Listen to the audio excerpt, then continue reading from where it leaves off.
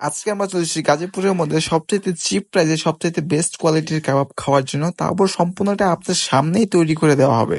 এবং এর লোকেশন হচ্ছে যদুপুর বাজার বাস স্ট্যান্ডের ঝুমুর সিনেমা হলের ঠিক বিপরীত পাশে সোলাইমান কাবাব। এবং এখানে 3 ধরনের কাবাব পাওয়া যাচ্ছে, একটি হচ্ছে মুরগির, একটি গরুর এবং আরেকটি হচ্ছে উইংসের। তো উইংসের প্রাইস হচ্ছে কি 100 টাকা, গরুর প্রাইসও 100 টাকা, আর মুরগির যেটা সেটার প্রাইস হচ্ছে অনলি 50 টাকা। এবং সাথে পাচ্ছেন রুটি, এবং রুটির প্রাইস হচ্ছে পার পিস 10 টাকা করে। এবং দেখতেই পাচ্ছেন সম্পূর্ণটা কিন্তু সামনাসামনি বানানো হচ্ছে, যেটা দেখতে খুবই লোভনীয় ছিল। এবং এর সাথে সাথে রুটিটাও কিন্তু এখানেই ভাজা হবে।